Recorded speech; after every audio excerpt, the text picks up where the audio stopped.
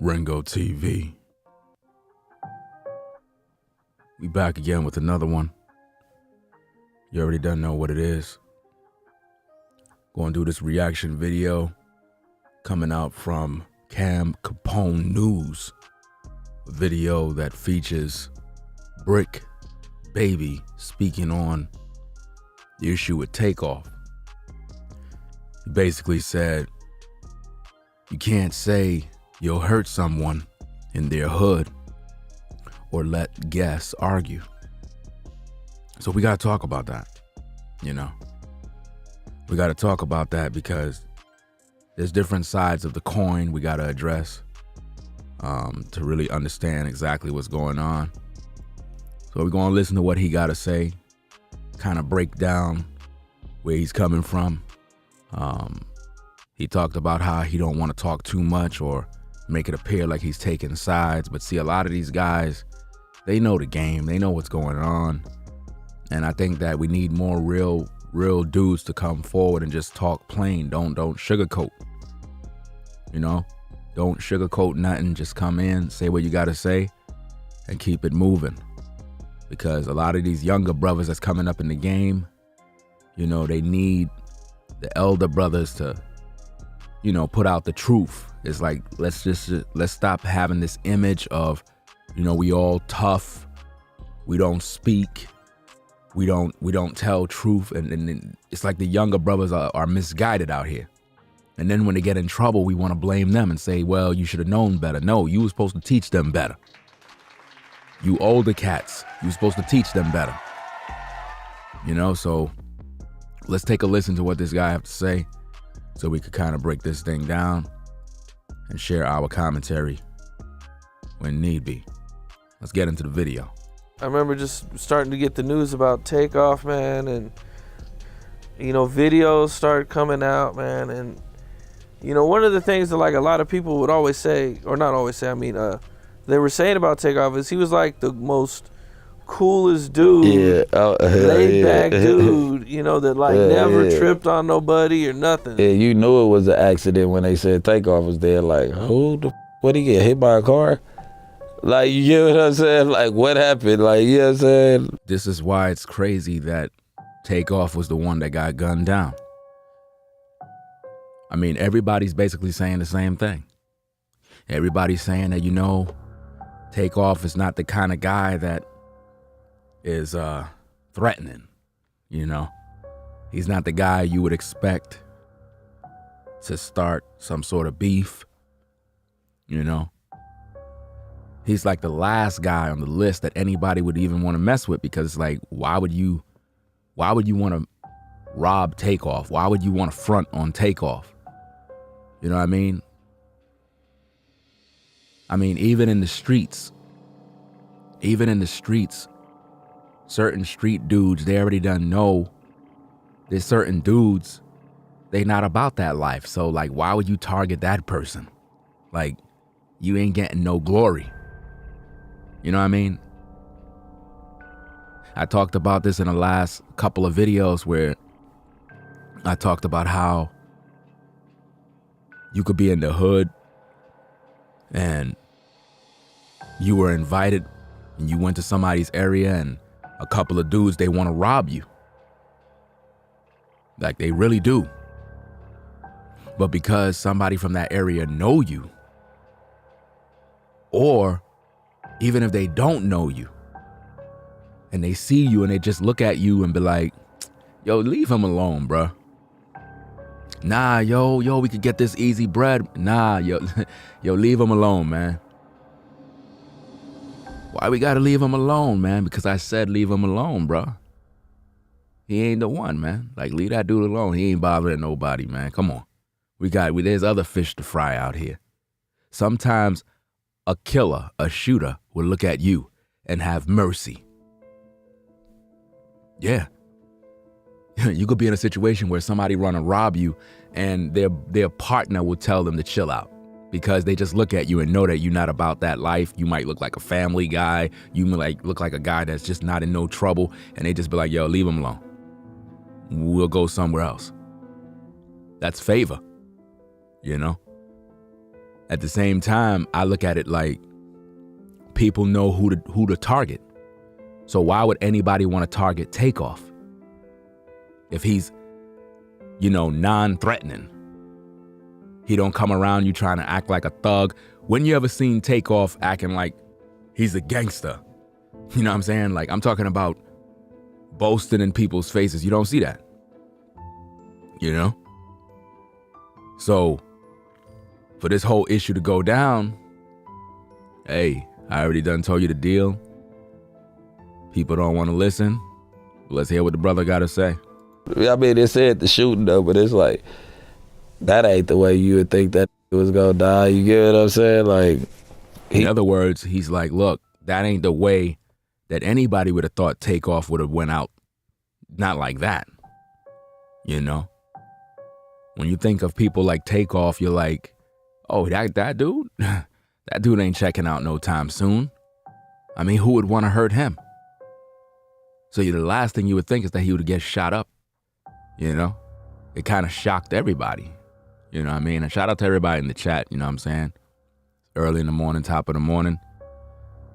We're dealing with the topic of BRICC Baby speaking on the Takeoff situation, says you can't say you'll hurt someone in their hood or let guests argue. This particular clip is coming out of Cam Capone News. Cam Capone News. So we're doing this reaction to pretty much get more insight on exactly what's going on in these streets. What are the people saying? Because, a lot of people know what's going on. Some people are afraid to say things. They scared to talk. So from time to time, when we get people that come out and they talk about the situation, we want to bring awareness to it. Because at the same time, it's keeping Takeoff's name alive. And hopefully, one of these days he'll get justice. Because with the way it's looking right now, it seems as if though people were paid off and nobody's really working on the case. And this is a high-profile celebrity, rapper. Like, come on, man. This guy should have got a way better deal than this. This is why this is why I made the blood sacrifice video. This is why I've been trying to hold Takeoff. What's this guy name? Quavo. This is why I've been calling out Quavo on this whole thing, because it's like, your nephew, man. He's worth all this money, and you haven't even put out a reward for any information that can lead to an arrest. You haven't come out in the public yet to even talk about anything. We haven't even heard your voice, bro. Like, my goodness, man. Your nephew been out of the game for a whole month. And you haven't even come on camera to even address nothing, not even say nothing. So it's like, it raises red flags. When you got that kind of notoriety and star stardom, it's like, we should expect more when it comes to justice. How could a guy like George Floyd, think about this, ladies and gentlemen. George Floyd, right? People tore up cities. People destroyed communities. There was riots, protests, everything. For a guy that didn't even have no money, right? A guy that had his own past, his own demons that he had to deal with. And people band together for him. But when it comes to Takeoff, his own uncle didn't even do anything to bring about justice. Nothing. He ain't do anything. Up to now, a whole month. A whole month gone by and he still haven't done anything. Right? But yet people like me and others who are sincere about what they do, we bring awareness to the situation in hopes that, hey, somebody come forward. But it seemed like everybody been paid off already. Everybody that was at that private party had to get paid off already. They got a nice check, allegedly, and they're going to stay quiet. I don't think they're going to do no talking. And without witnesses and without people pointing no fingers, how you going to charge anybody with a crime? You know?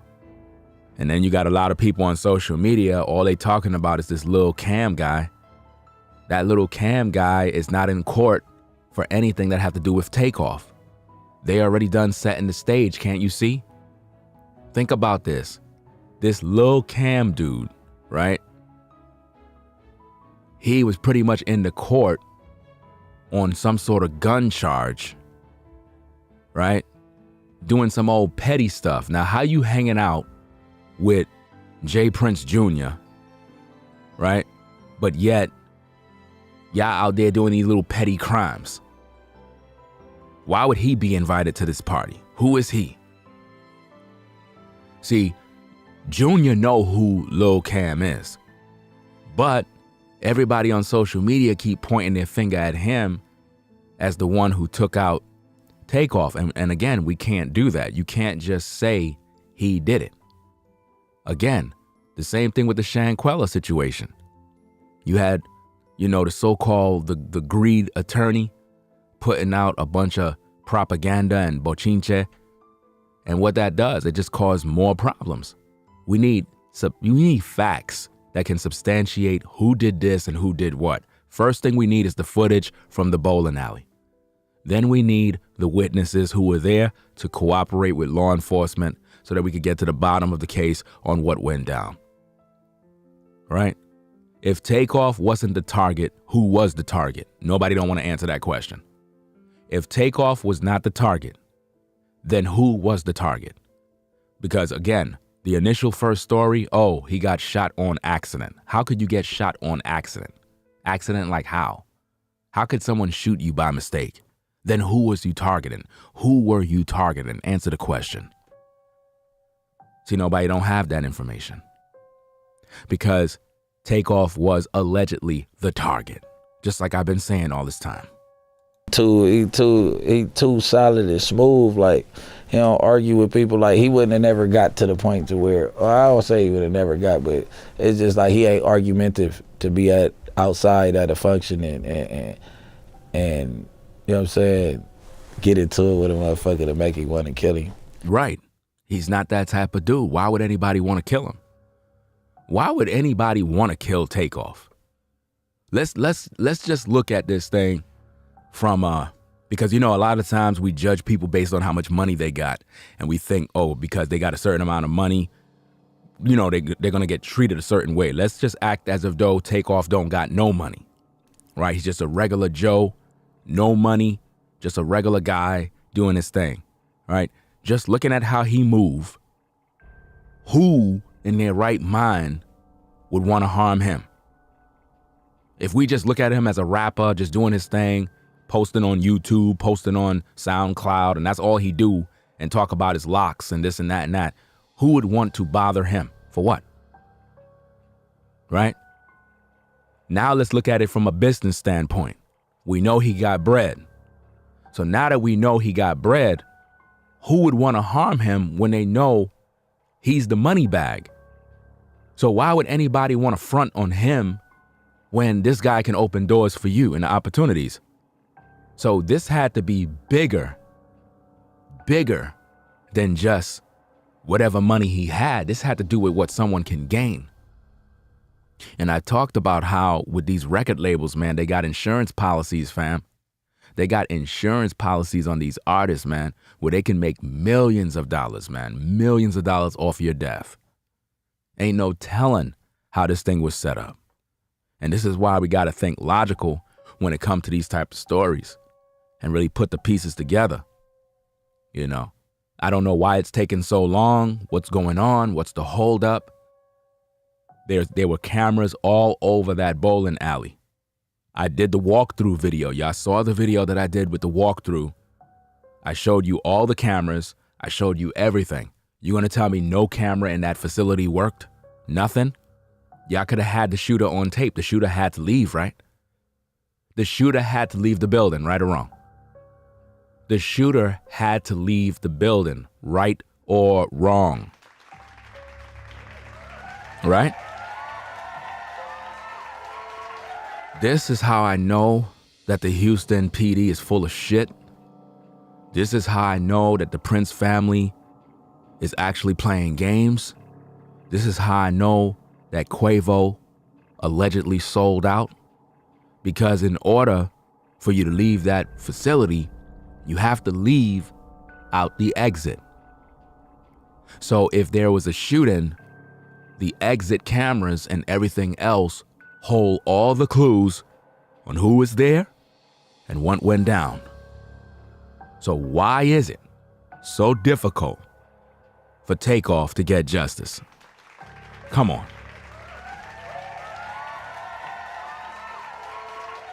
This is why I try to make these videos, because I'm trying to make you think logically. Again, ladies and gentlemen, in case you just don't understand, Quavo and Takeoff was at a private party. Private, which means after hours, when everyone left the bowling area, when everybody left that mall or wherever, there was a private gathering. The only people in attendance was the Prince brothers, his people, Quavo and Takeoff, and his people, whoever else they had at the event. They were the only ones in the building. So if it's a private party, no one could get in the building because the doors downstairs is locked. You just can't walk in. And being that they rented out the area,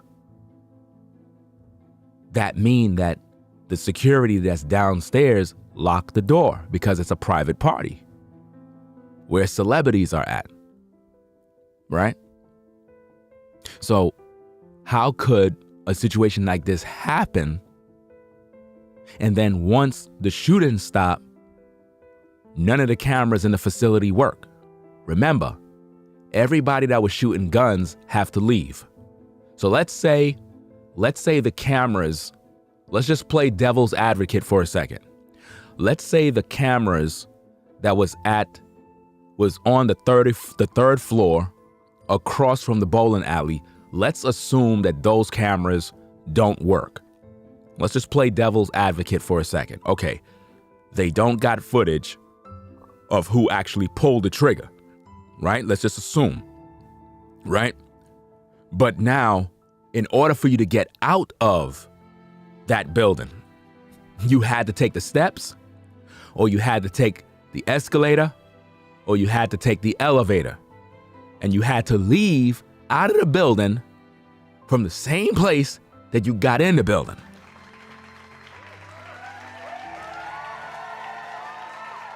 Now we all know that when you go in an elevator, elevators have cameras. So a shooter is not going to go in an elevator. That would be the last place to go in.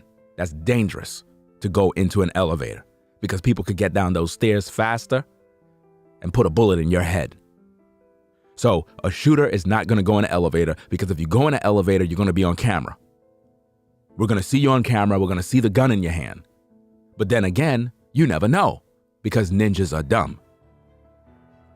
So if you're running down the escalator, the cameras on the subfloors are going to catch you running down down the escalator. If you run down the steps, the other cameras on the subfloors is going to catch you. By the time you get out of the building to the parking lot area, the cameras that are all out there is going to get you. So why none of the cameras work? Think about it. Why none of the cameras work? This is how I know for a fact. I'm not even going to say allegedly. This is how I know for a fact that all this so-called investigation for Takeoff, as of now with the Houston PD, is all bullshit. They're playing. They're playing with people. This is why I put a call out for the people of Houston to take a stand and actually go out there and boycott and protest in front of that place, because the place is holding back the tapes. So now here's the thing. If they don't provide the footage, that means that there's a possibility that J. Prince Sr. had some involvement to allegedly pay off the people to get the tapes, to get the footage. so that nobody can find out what happened. Because if you get the footage from downstairs, you'll catch everybody's face walking out the building. So all you got to do, if you're investigating, is to get everybody that was at the party, everybody that was attending, and you question everybody. And you find out who's who. You do a background check and you find out who has ownership of firearms. We can find out through their credit card information. We can find out through various different sources on what people have, and so on and so forth. So if this is really about an investigation, why none of this stuff is happening? Why is it that I can come on YouTube and talk with sense? You understand? Think logically. And yet the people that have the resources, the people that have the financial backing, the political power, they're not doing nothing about the situation. But yet a content creator on YouTube can speak with sense. And you would think to yourself, why don't these investigators listen to Ringo and just go do exactly what Ringo just finished saying so we can get to the bottom of the case? Why don't they just do that? Because, like someone said in the chat, it's an inside job. It's an inside job. Let's get back to the video and hear what the brother got to say. That shit was crazy, though. I ain't gonna speak too much on that because it's probably still sensitive for them. You know what I'm saying? But gotta watch how you talk to people when you in their hood. You gotta walk a certain way, and you gotta watch how you talk to people in their hood, is what the brother just finished saying. But now, before he said that, he said this thing is kind of a little sensitive for people, I guess for the people that was there. I would disagree with him on that. I don't think nothing is sensitive to them or in any way. They know exactly what went down. Sensitive for them. You know what I'm saying? But gotta watch how you talk to people when you in their hood. Yes, you have to watch how you talk to anybody. But the point is this. If we supposed to be brothers and sisters, if we supposed to be black people, why is it that we so quick to want to kill one another over some words? Because, see, everybody keeps saying that you need to watch how you talk to people. And that's true. But let's think logically. Takeoff didn't disrespect nobody.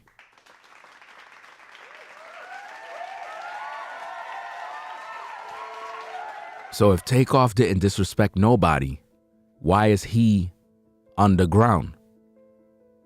Shouldn't it be Quavo that got the bullets in his head if he the one that disrespect?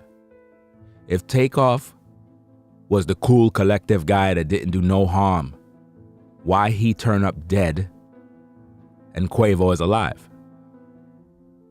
So although I agree with the brother on, you have to watch how you talk to certain people and you have to, carry yourself a certain way and respect others, I agree. But people keep spinning those words and we forget Takeoff never disrespected anyone. Takeoff never disrespected anyone. He never did.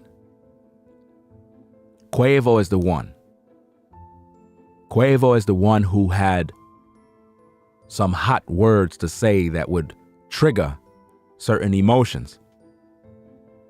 You understand? So why he didn't get hands? Why he didn't get the bullets? So we got to direct this thing the right way and not just say, you got to watch what you say when you're in a manhood, because Takeoff never said nothing to nobody and he end up dead. So how that happen?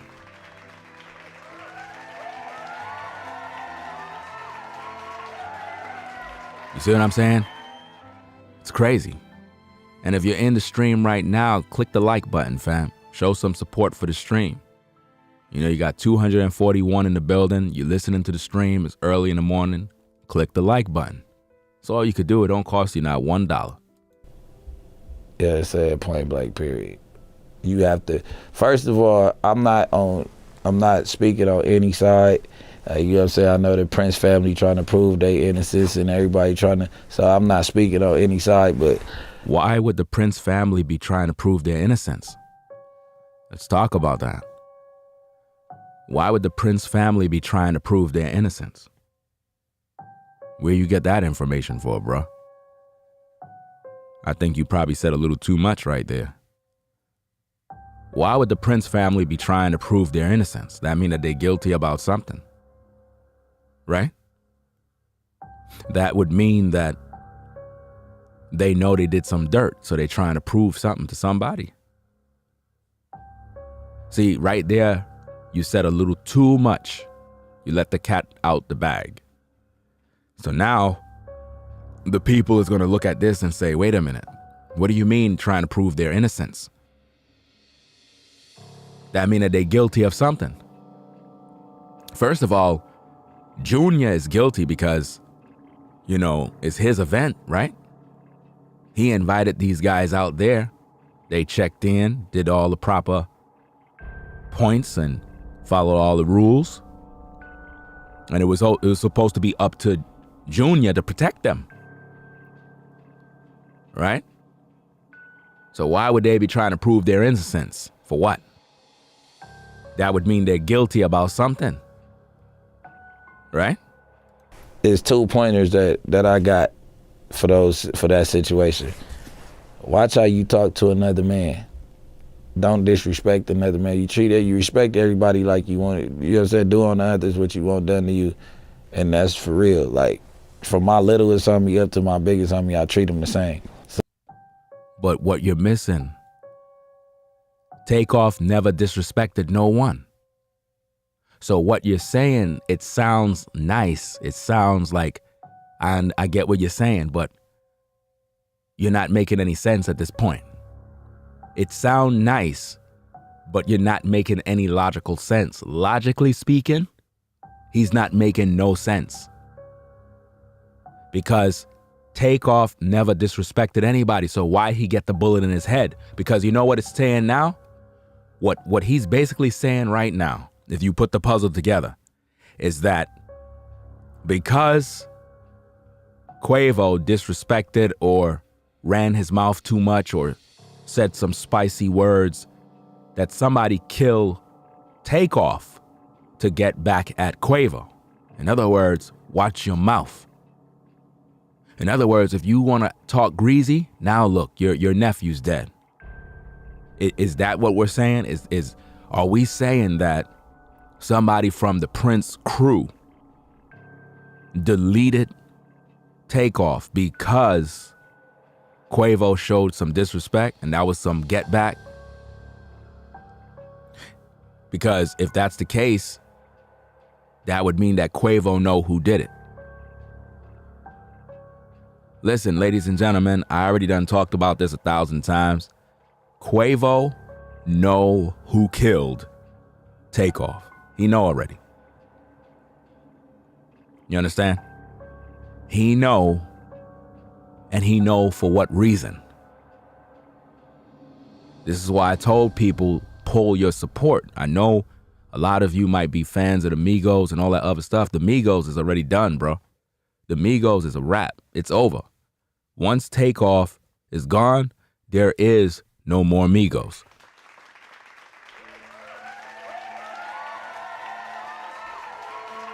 Matter of fact, I'm gonna tell you straight up and down, it's kind of disrespectful to even call them the Migos if Takeoff is gone.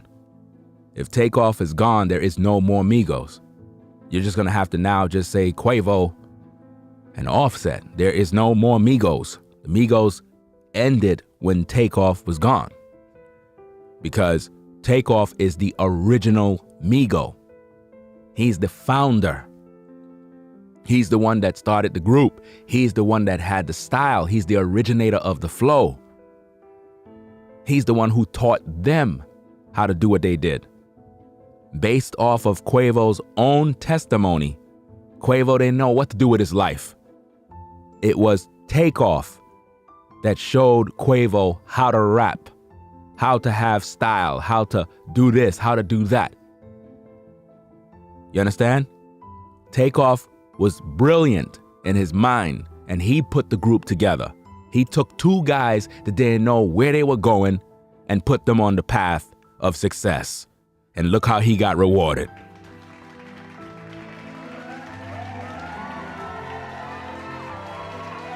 It's crazy. But I hear what this guy is saying. I hear what he's saying. It's I get it. At the same time, Takeoff never disrespected nobody. I understand if you go to somebody's hood, you got to watch what you say.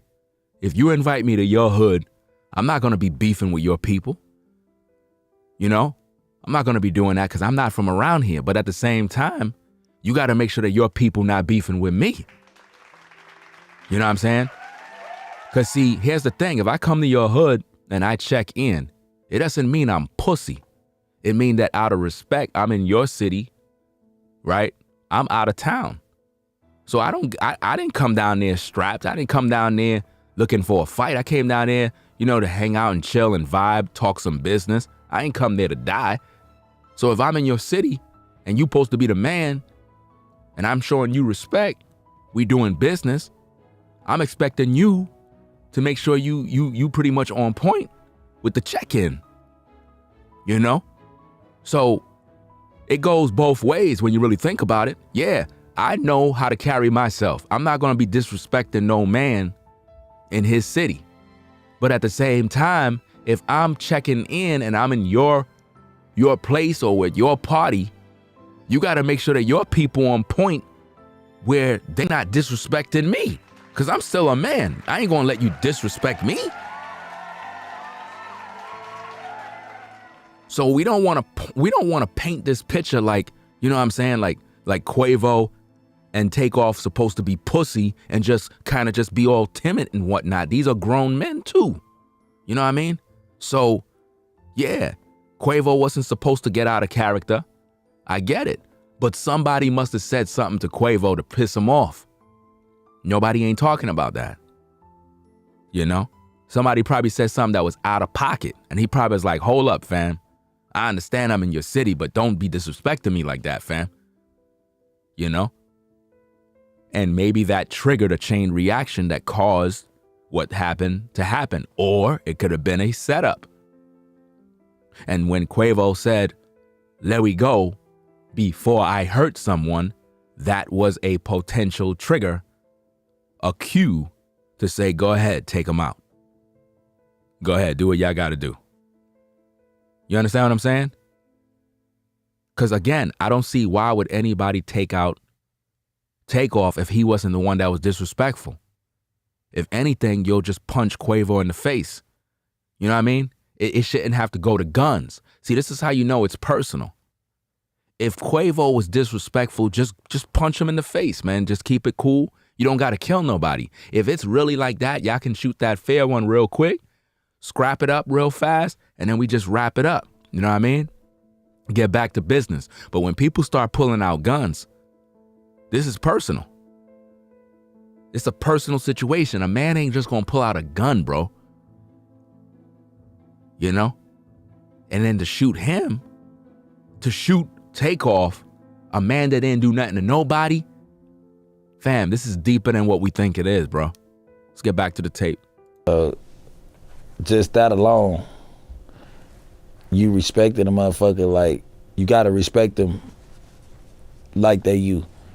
So what I'm saying is, and Quay, you my boy, you don't tell nobody, let you get on before you hurt somebody in this motherfucker while you in they hood. Didn't I talk about that? I talked about that. And even he's saying, he said, yo, Quay, we cool, but you don't tell nobody X, Y, and Z. But see, this is where I'm going to have to give this brother some pushback because I agree with what you're saying. But at the same time, what was said to Quavo that made him respond that way? Because see, here's the thing. Remember, we men, at the end of the day, it's easy to say that Quavo should know better. I get that part. I get it. But what about the people that were there? Shouldn't they have been briefed by Junior? Junior should have called his people to the side and say, yo, fam, yo, check this out. Yo, all my people, come in this room real quick. Yo, what up? Now, let me make y'all understand something, right? I got the Migos in the building, right? These are my guests. You know what I mean? I know how y'all get down. I know y'all, you know what I mean? I know you. Don't fuck with these brothers right here. You understand? If you having a little too much to drink, if you have some problem, you come talk to me. Right? These are my guests. Don't cross no lines. Don't say nothing to them. Don't show them no disrespect. These are my guests. So make sure you show them some respect. Right?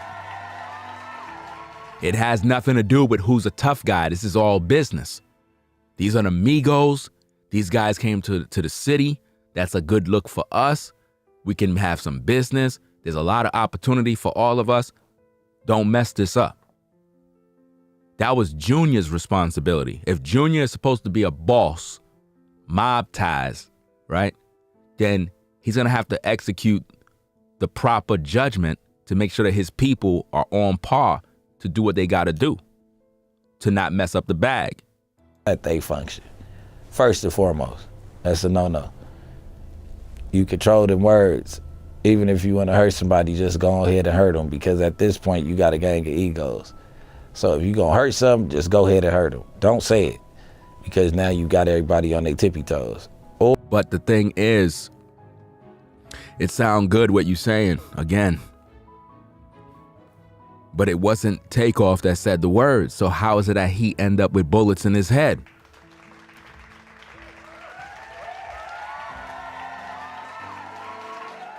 This is what nobody's saying. This is what the brother on the screen not saying. He's not pointing out the obvious, because he don't want to take sides. You already took a side, bro. By you even being on camera to talk, you already took a side, bro. Might as well you just do what you got to do. You know? Quavo was the one that said the words. It wasn't Takeoff. Like I said, if a man and another man got a beef, throw them hands real quick. You know what I mean? Real quick. Or you don't even have to go there. But hey, before we go to them guns, I mean, damn, throw some hands real quick. Squash that mess out. But see, where was Junior? Junior should have been there to regulate and de-escalate the entire situation before it even get out of hand. Based on the video clip, it looked like Mike Prince was in the middle. I don't know for a fact. If he was, you could confirm that in the chat, because again, I'm supposed to do a video about the whole situation with the video clips. But it appears as if though Mike Prince was in the middle. If it's not, then correct me if I'm wrong. You know what I'm saying? I'm open to correction too. But the way that situation was, the one who was supposed to regulate that situation so it didn't get too far was one of the Prince brothers. They were supposed to, make them bulldogs sit down. Because see, when you deal with the hood, a lot of you guys that are in the industry that are rappers, even you guys that are, working brothers, the 9-to-5 brother, you're on your grind, you're productive, you're not in these streets, you have to understand there's different codes. A street dude is not going to walk like you. He don't think like you. You understand? He's designed to react when he hears certain words.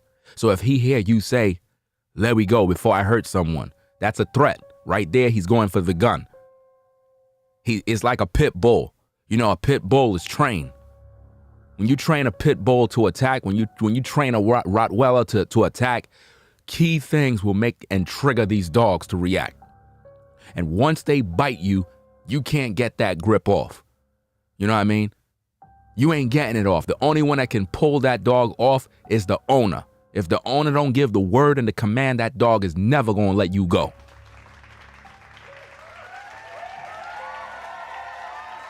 So when that entire situation went down, it was up to J. Prince Jr.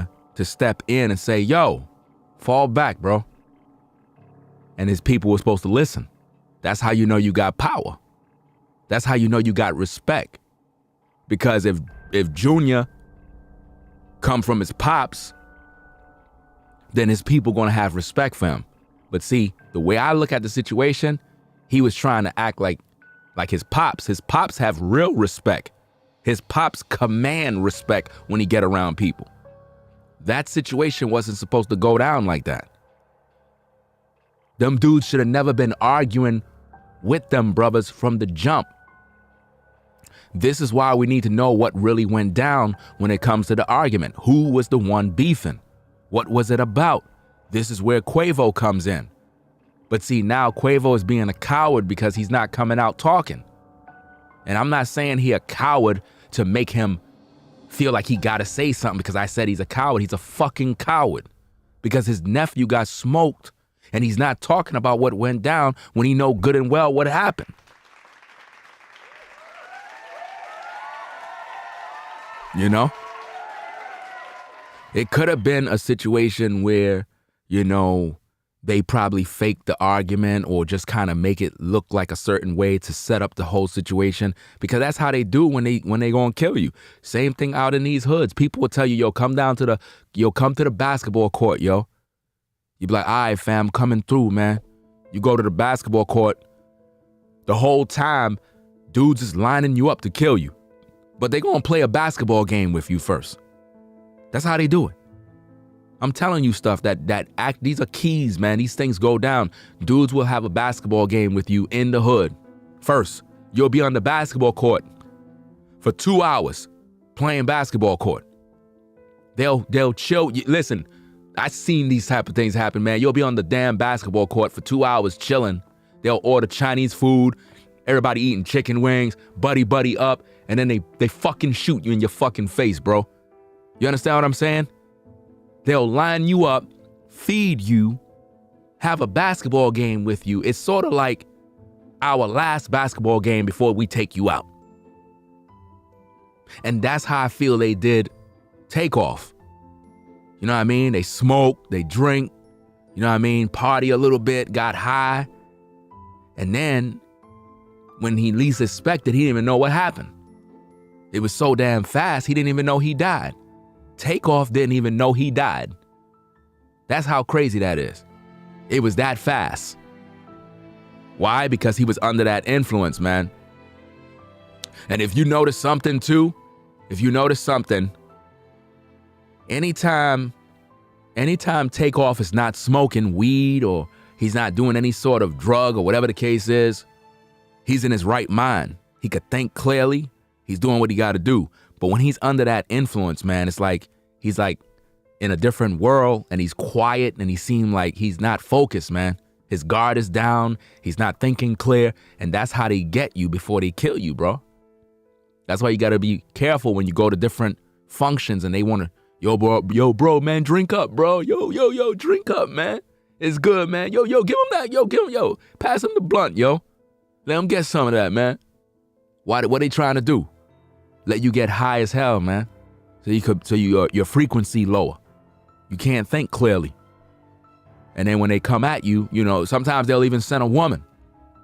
They'll send a fine sister to you. You know, tell you to go to the room.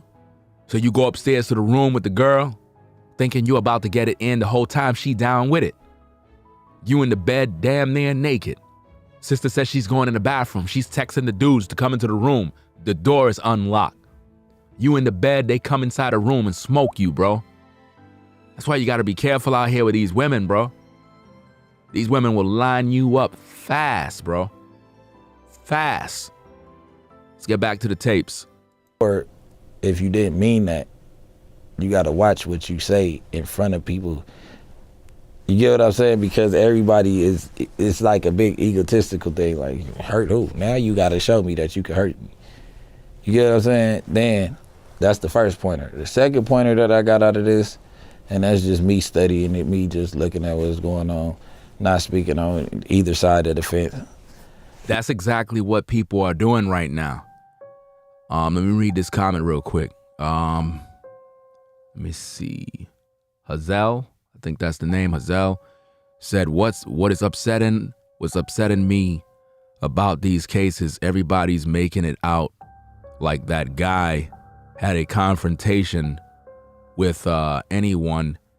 He didn't, and he died for nothing. Yeah, that's true. They're making it seem like, that's why I keep saying how they keep bringing up disrespect and this and that, as if though he was the one that was doing the disrespect. No, it wasn't him. So why are we talking about disrespect then? We supposed to be talking about why was Takeoff murdered? He didn't do nothing. So why would a gun be pointed in his direction? Listen, if this was about beef with Quavo, Quavo already done walked off. Remember, Quavo walked out of the frame. He walked off already. So why would guns be pointed at Takeoff if the beef is between someone and Quavo? You know? That's the same thing I said in my last stream. Terrell said, nephew, we both would have died together on that night. That's exactly what I said in one of my streams. There is no way that you would kill my cousin or my nephew or anybody that's close to me, and it's not a fucking war that whole damn night. Do you understand me? I ain't gonna be sitting there laughing and giggling and smiling. Everybody near me getting it, man. There's no one that's gonna walk away. Somebody gonna answer for the blood that was just shed. You understand? How in the world we both go in there and you leaving out in a body bag and I'm going home to relax? No.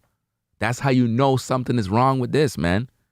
That's how you know this was possible setup, blood sacrifice, a ritual, an inside job when you really think about it, man. This is not a good look. I told you already.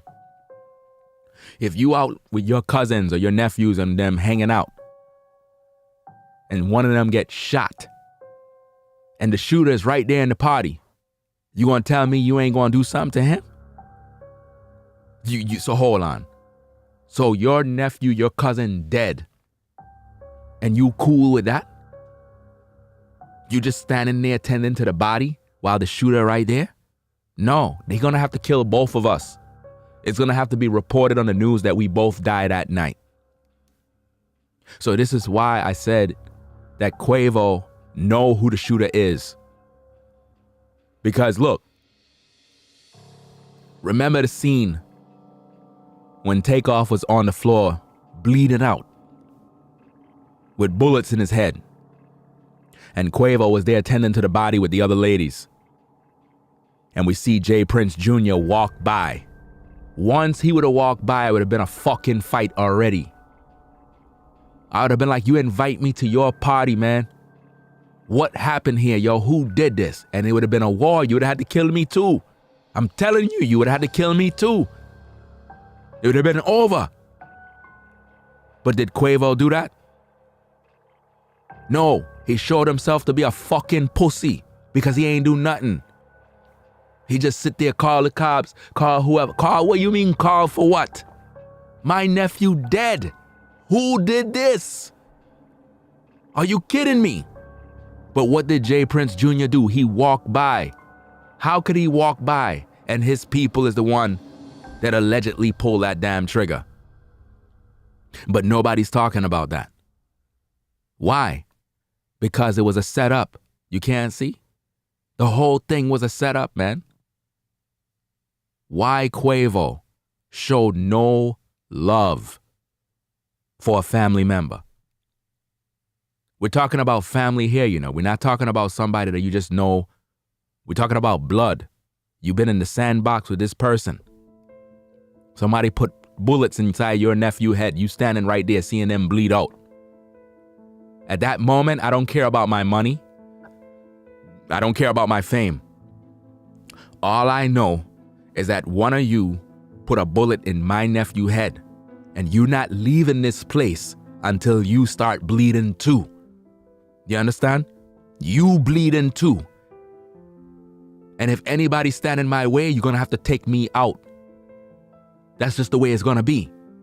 You're not gonna take him out and make me live, and I gotta live with the pain of knowing that I was there and I ain't do nothing. And see, this is where Quavo is right now. He's living with the pain. Because he know what went down, man. He know what went down. You understand? Even if I'm there with a friend that I know since the sandbox, and we went to the party together, and me and this youth is, you know, he's my brethren, and we always there chilling and drinking, and we get the girls and ding, and we just hanging out, and you put a bullet in his head, and he's dead on the floor, and I know that your guys did it, you're gonna have to kill me too, because it's not gonna stay like that, man. Nowhere during that event did you see Quavo flipping out. No, at no time did you see Quavo flipping. I'm talking about, yo, who did this? Yo, you ain't see him do none of that. We're talking about normal human behavior. When someone you love was deleted, I did not see Quavo display none of that. You brothers that are in the clouds, that are in the hoods, you know what I'm talking about. Where somebody you know gets shot and everybody on the block is flipping. Yo, who did that? Yo, who the fuck killed him, man? And everybody flipping. You know how it gets. You know how the signs are. I didn't see Quavo do nothing, man. I didn't see Quavo show no signs of concern. It was almost like, hey, it was a part of the plan. It's almost like, hey, he gone, hey, it is what it is. Nah, bro. Nah, listen, I seen people that get shot and they dead, and people that don't even know the person flipping out. Why? Because we seen him in the neighborhood. We seen that man many times walking up and down the block. Who would kill him? Why would someone kill this youth? Who did that? People would hunt down that person, man. Because that's how it is in the hood. Street justice. If you shoot a man and you kill him, and it was a man that didn't deserve it, the bullet wasn't for him, everybody hunting you down. You ain't gonna be able to live, man. You better leave the city. They gonna hunt you down because people know the streets talking. So why Quavo didn't show no emotion of concern and love for his nephew once he passed? You seen him walking back and forth like, Ross, man, I can't believe I went through with this. I can't believe I did this to my nephew. It was planned, people. It was planned. I'm gonna keep on telling you, it was planned, man. You know what I'm talking about. If somebody kills somebody in your family and your neighbor or your nephew and so is downstairs and you see them laying on the floor in a pool of blood and the shooter is right there, what you gonna do? You gonna stay inside your house like a coward? Or you gonna go downstairs and deal with that problem there? What are you gonna do? Quavo didn't do nothing, man. He ain't open his mouth and say nothing. J. Prince walked right by him. J. Prince Jr. walked right by him, almost to say like, I don't care about that man dead. I don't care. Everybody get back in the room. I don't care. He dead, he dead. Who cares? He dead. It's over now. You ain't see Quavo run behind J. Prince and punch him in his face and set him straight and say, you know, shoot me too. No. You ain't seen nothing. Why? Because you know, say it's an inside job. That's why. I can read the room. I can read the temperature. You know? Another thing. Why Migo Bands didn't put a bullet in somebody's head too? Why? Because he is part of the puzzle too.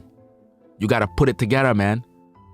How could Quavo be with Migo Bands and he got a gun? Where he went after everything done? Where did Migo Bands go when everything done? Where he went?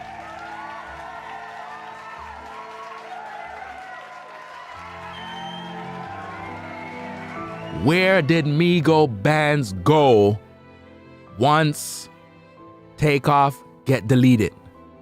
That man disappear. You ain't noticed that? He disappear.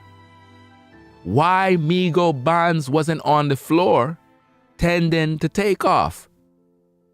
Some people going around saying that Migo Bands is Quavo's brother. I don't know if that man is him, brother. I don't know. I'm just going off of what people saying in the chat sometimes. I don't know. You know, as far as I'm concerned, that's just some shooter that was there. But my point is this. Migo Bands had a gun on him. If he was one of the guys that was with Quavo, how is it that he wasn't there tending to Takeoff after the shooting? Why he wasn't on the floor helping Quavo? Why? Why? See, everybody pointing at Little Cam, but nobody's talking about Migo Bands. Why that man wasn't there on the floor tending to Takeoff, showing concern if he's supposed to be Quavo's brother? That man cannot be no Quavo brother, because if you have a gun in your hand and you know that your so-called people is bleeding out, it's gonna be hell to pay in that place. We all dying tonight. It ain't gonna go out like that. You understand? But for some reason, Quavo get to go home, Migo Bands disappear. See, this is something that nobody's talking about on YouTube right now, but me. Migo Bands disappear after everything clear. You notice that? Why? Could it be that Migo Bands murdered Takeoff? Could it be? Could it be that Migo Bands put the bullet inside his head? He was right next to him. He was right next to him. And he had the gun. Could it be that Migo Bands allegedly put the bullet inside Takeoff's head because he was the shooter that was supposed to execute him? That's why he had his hand hot on the trigger right away. Why would Migo Bands have his hand on the gun? Why would the gun be displayed like that? For what? Why would it be like that?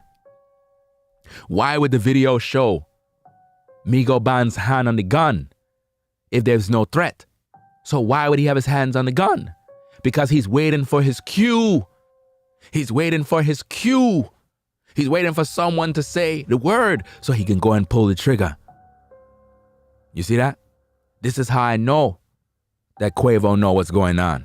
Again, people are going around saying that Migo Bands is Quavo's brother. Well, if Migo Bands is Quavo's brother, where he disappeared to once Takeoff dead? Where he disappeared to? Shouldn't he be there to protect Quavo? If a man is dead and then bleeding out, why would the gunman disappear if he's there to protect the other man? This don't make no sense, man. Where Migo Bands at? Where's his testimony? Why nobody questioning him? Come on, man. These people wicked, man. Let's get back to the tape, man. You know what I'm saying? When a motherfucker is that you invited to your hood that got stabbed like a star, when they in your hood or around you, you don't let them argue with none of your friends. You don't. You don't let them argue with nobody around. You know what I'm saying? You got to be the bigger person because you got them out of their comfort zone. So you got to check your homeboys because this your homeboy. And if you plan to do business or whatever the fuck you got going on, they got to make it home.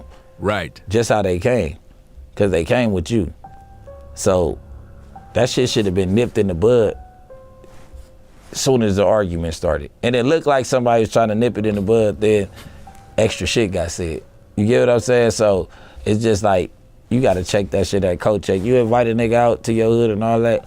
If he get, it don't matter if he get pissy drunk, tired of the motherfucker, you gotta make sure he's straight. If he start getting out of control, send him home in a car. You know what I'm saying? Don't let it get to where now your boys want to shoot it out with your superstar homeboy. And why would they want to shoot him out? Why would they want to shoot out? Why would they want to do that? Why would you want to go to the guns right away? That's personal. Normally, if you beefing with a man, he'll punch you in your fucking face right away. You know, it feels better to punch a man in his face. When he acting up, punch him in his face. But to pull out your gun, that's when it get a little personal. To pull out your gun mean this is personal. This is a very serious thing, and I don't want you to come back. But if it's a beef where you disrespecting me and things is getting out of hand, a good punch in the face, real nice, it'll make things right. Because you'll learn your lesson, you know? But to pull out your gun and kill a man for that? Why would you kill the man that didn't do nothing? That don't make no sense. Why would you killed Takeoff? Why you killed him? What did he do? There's no pleasure in that. There's no reward in that. There's no glory in that. That's like me beating up a man that is weak. The man don't even want to fight back. He not even throwing no punch. But I'm there punching him in the face and he's not even fighting me back. That's not a fight. So how am I going to feel good about that? How can I walk away and talking about, oh, I'm from the streets, I'm a gangster, I'm from the hood, and I'm beating up a man that don't even want to fight? That ain't no fight. You know? So why would anybody kill that man and he ain't do nothing wrong? And Quavo right there. If Quavo was the beef, if Quavo was the one that did what he did, why no one take him out? Why no one take him out? Quavo was kneeling down, tending to Takeoff. Why the gunman didn't just come back and put one inside his head? Why he spared? Nobody wanted to do anything to Quavo. It wasn't about Quavo. The beef had nothing to do with Quavo, man. It was an inside job. It had nothing to do with Quavo, man. That was all staged to look a certain way. It actually made Takeoff be confused. He ain't know what was going on. But the key to the puzzle to know that it was a cue is when he said, "Let we go, before I have to hurt someone." And he walked off and he left his nephew back there. He ain't say, "Come on, Neff, let's go. Hey, yo, Take, let's go." He ain't say that. If you know you beefing and arguing, you tell your nephew come in the front. You'll go to your nephew and tell him, "Hey, yo, go downstairs, go in the car. I'll be down there in a second," because you know things is getting hot. If you're an uncle and you know the streets and you know the signs, you know things about to pop off, you tell your people, "Hey, brethren, hey, it's time to go." What's the matter? What's the matter? Yo, just let's leave out, yo. Something about to go down. Because you know the signs, the temperature in the room too hot. Something is about to pop off, so you start to protect your people and you tell them, "Hey, go on downstairs, man." You tell your gal, "Go in the car and wait for me." Well, why? Go in the fucking car and wait for me, man. I don't got no time to explain nothing. Just go in the damn car and wait right there. Soon come. Because we already done know what we gonna do. So you don't want nobody to get hurt. You don't want nobody to get caught in the crossfire. So whoever you know is not about that life, you send them on their way. You send them downstairs. "Hey, Take, yo, go downstairs, bro. Go downstairs." "What's the matter, yo?" "Just go downstairs. Go downstairs in the car and chill there, yo. It's about to get hot." That's all. But he left his nephew. He left him right there in the back. Why? Why you leave your nephew and you said, "Come on, let we go, before I have to hurt someone," and you leave your nephew right there? Really? No, because sometimes people will take out their anger on your nephew because they beefing with you. And they'll make your nephew out as an example to get back at you. Or it was all an inside job. And Quavo knew exactly what he was doing. And he gave up. He gave up his nephew. And it's just sad. And this is why it's taking so long. This is why it's taking so long, man, to get justice. And the way it's going, it look like it ain't gonna be no justice, man. I'm hoping that somebody get arrested for this murder, man. I'm hoping that somebody is caught on a tape or some witness come forward that was there and they find it in their heart and in their soul to come forward and tell the police. And they don't care about their life at this point. They're like, "Look, if someone killed me, they killed me. I don't care. But I'm gonna get justice and I'm gonna rewrite history the right way." Because right now, they have rewrote history to brush everything under the rug concerning Takeoff. And we can't allow that. I'm hoping that one of the women that was over there at the party will come forward. Listen, to any of the people that was there, especially the ladies, I know y'all watching my videos.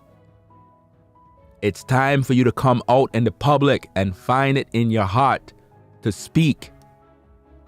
Don't be afraid. Come out in the public and speak. and talk about what's going on. Don't fear for your life. Trust and believe you'll have the backing of the people. Don't fear for your life. If you come out in the public, if you're a woman and you was there at that event and someone told you don't speak or else so-and-so gonna happen to you, come out in the public and confess and speak and don't be afraid. If you need a place to go, if you need to relocate, I guarantee you people will band together to protect you if you have evidence that can prove who killed Takeoff. Trust and believe that. The people will definitely support you. People will band together, they'll create a GoFundMe, they'll buy you a damn house to relocate you just to get the evidence that can lock up whoever did this mess, man. Because these people are getting away with this and ain't no telling how deep the rabbit hole go. All it takes is one person to blow the whistle. And before you know it, a lot of people will be implicated in this murder, man. Because it's very dirty how they did this, man. And how all these celebrities, all these people with money is quiet. Nobody talking. Everybody on the hush-hush mode right now. Like, you gonna make it bad for motherfuckers to want to come around you. Now it's like, you know what I'm saying? Well, that's him. He's the one who's making it bad. Junior, his word, check-in is no good no more. Why would anybody want to come down and check in, knowing that they're gonna check out in a body bag? But that's just what it is. It ain't nothing like that. Nigga ain't. You know what I'm saying? I don't want to just dig too deep. Like, he right, he wrong. That's an open case. I don't know who did what. You know what I'm saying? So see, this is the part I don't like. This is the part I don't like, man. I don't like when people talking, but then they don't want to. But I don't want to say too much, and I don't want to say this is right and that's wrong, and I don't want to. No, man. You got to just speak your mind like a man, and stop playing them games, man. Just speak your mind. You're already talking already. Speak your mind and say what needs to be said, because here it is. They watching you too. You understand? So what you worrying for? You have an opinion, you're a man. You know the streets, you understand the signs, you understand the temperature. Speak your piece. What's the point of coming on camera to interview and you're not going to talk? Talk your talk, man.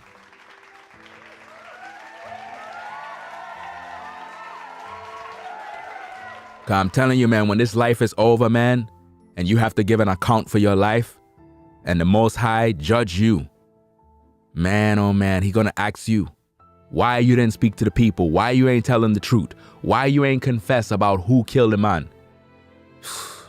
just let it be open. But nigga, them the pointers I got out of that situation. Like, man, he shouldn't have did this. And, man, there shouldn't even have been no argument. You know what I'm saying?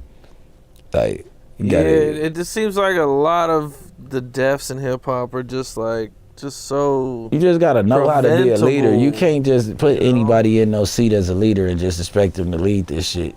You know what I'm saying? You gotta really put somebody that got experience in the field.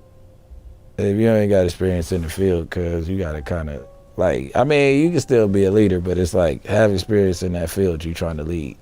Is he talking about J. Prince Jr. not fit to lead? Is that what you just said? Is that what you just said?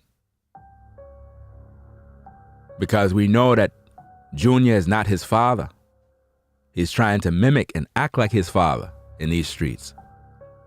But I'm going to tell you, if anything pop off at that party and a man end up dead, trust and believe they had to get the green light from Junior. They had to. But see, the father was pissed. Prince Sr. was pissed off because it got recorded and it leaked. It was supposed to be clean. It wasn't supposed to be messy.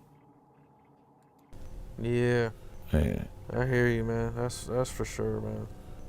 Well, you know, rest in peace, Takeoff, man. Yeah, that's my brother. Rest in peace. Just another. I've been with they all they homeboy every day. They're my people, so man, yeah. I mean, you know what I'm saying? Sometimes God do shit to show niggas what you ain't supposed to do. Like, even though the sacrifice is heavy, but it's like. Notice him say, the sacrifice is heavy. You hear that? The sacrifice. You see that? And then he's scratching his face. Wow. Wow, wow, wow. You know what I'm saying? Now y'all lost a great person. Everybody, all of us lost a great person over some bullshit. So a motherfucker probably watch the bullshit they do from now on. I hate that my boy had to be the example for it, but you know what I'm saying? Now, why would he be the example though, when he didn't do nothing wrong? He didn't do nothing wrong, so why would he be made an example of? This is where they mess up so much, man. Why would anybody make an example of Takeoff when he didn't do nothing wrong? Does that make any sense? This doesn't make any sense. It's like he's speaking in third person, man. This doesn't even make no sense.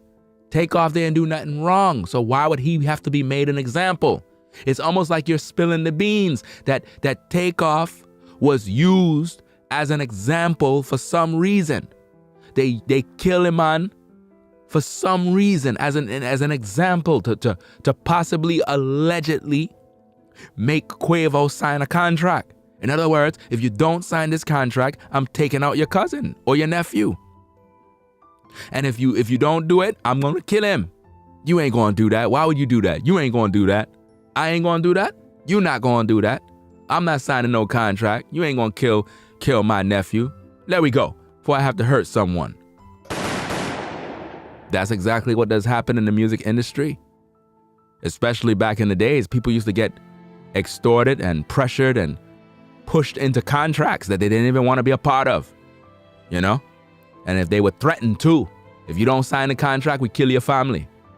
We'll kill your daughter if you don't do this and that, because the industry was also controlled by the mob and a lot of other people, real gangsters.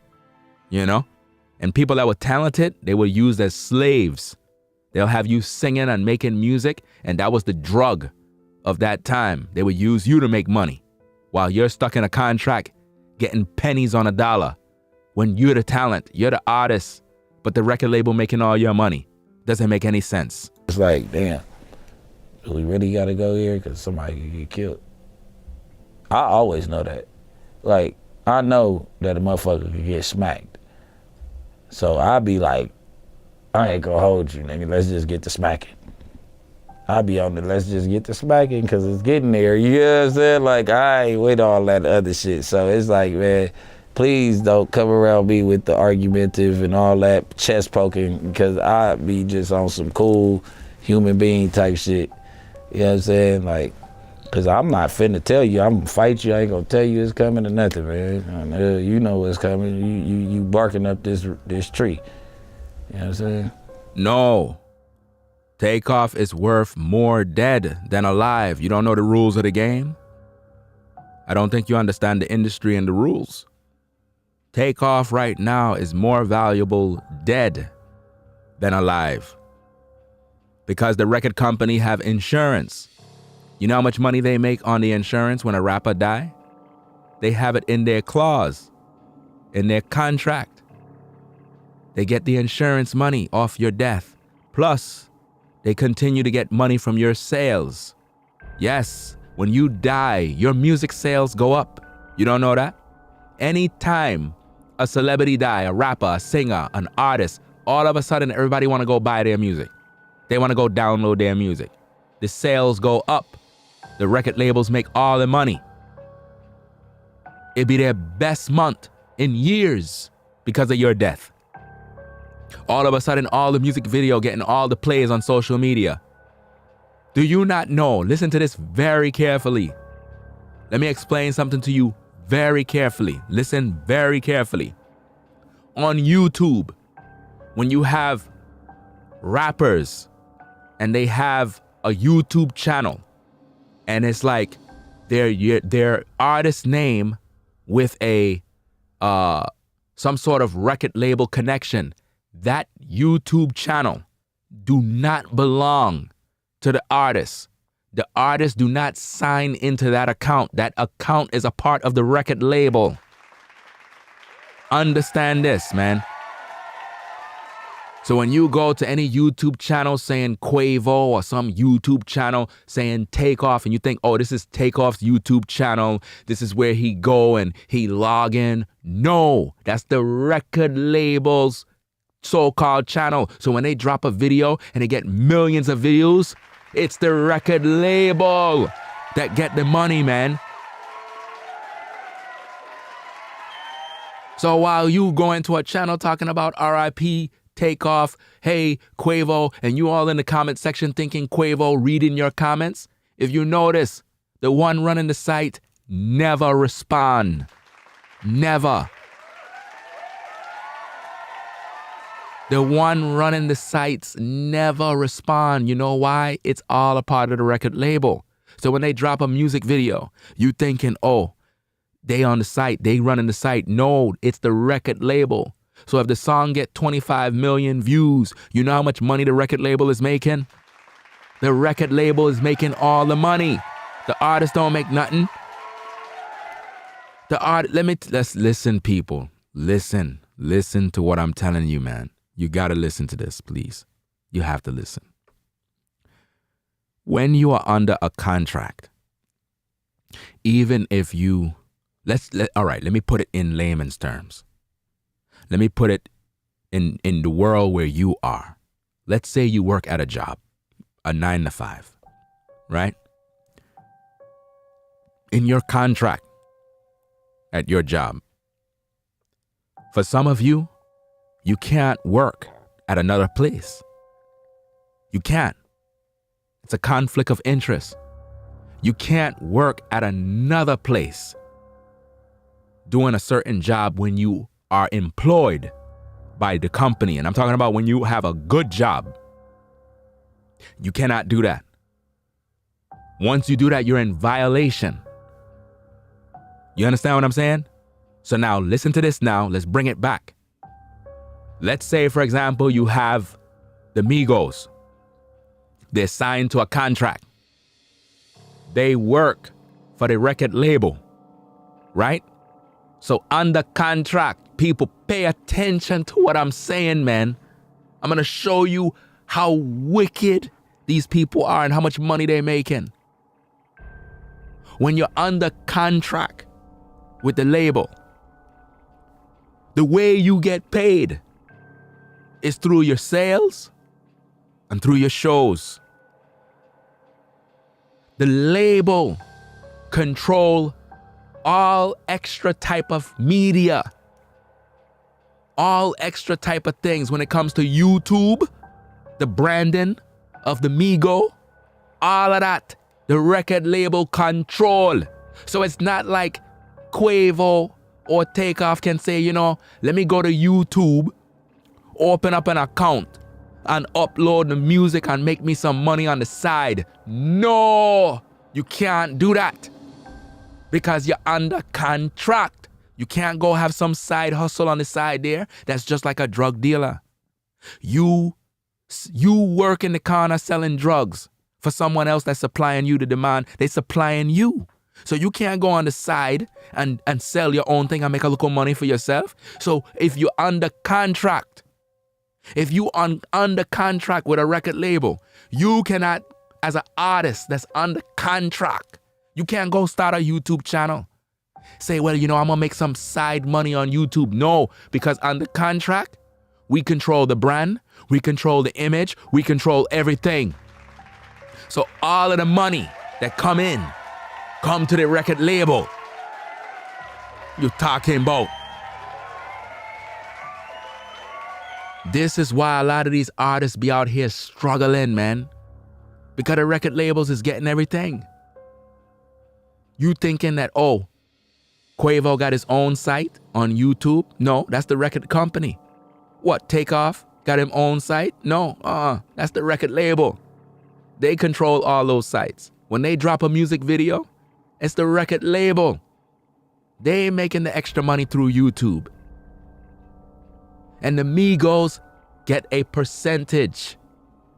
You see that? They don't get everything. They don't control nothing. That's what happens when you're under contract, because you can't go work for yourself. You can't go out there and be independent. You're under contract. Remember, they're under contract. So they can't go out there being independent. Do you understand?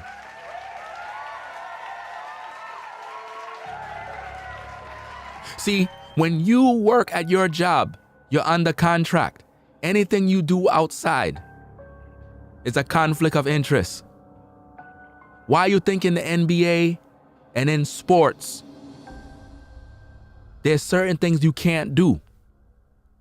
As a basketball player in the NBA, there's certain things you can't do, you know. There's certain places you can't go. Why? Because we need your legs. We need your hands. So you can't be doing certain things. They tell you in the contract, you can't do this. You can't do that. You can't be doing certain activities where you could get hurt, because then now you become a liability and it can cost us money.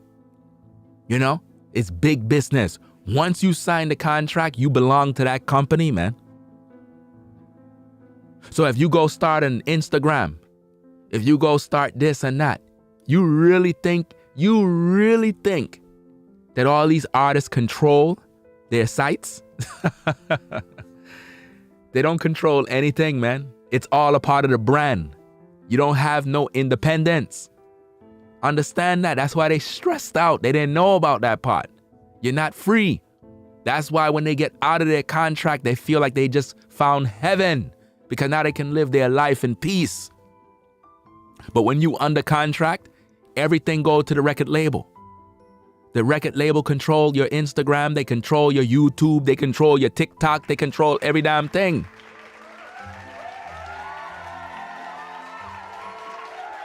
You understand? This is why I keep telling all of you up and coming artists, you don't need no record deal. All you got to do is just use social media and be independent. You know? This is crazy, man. But hey, let's get back to the tape. Yeah, especially with the, seems like the way things are going, man. It's like, less and less fighting, or, if the fight go down, it seems like people are just they ready to go. Don't make no sense to take no chances. It ain't. I mean, it don't. If you got to put your hands on somebody, you might as well. You ain't gonna keep on fighting them every time you see them. That's how I look at it. You might as well go ahead and get him. But why would they get Takeoff? Takeoff wasn't fighting nobody, so why you saying that for? Do you see what he's doing? Takeoff didn't fight nobody.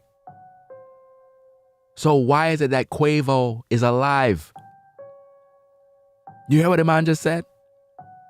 In other words, why would I keep fighting a man back and forth? Might as well I just take him out so I don't have to fight him no more. Well, if that's the case, why they didn't just kill Quavo and done?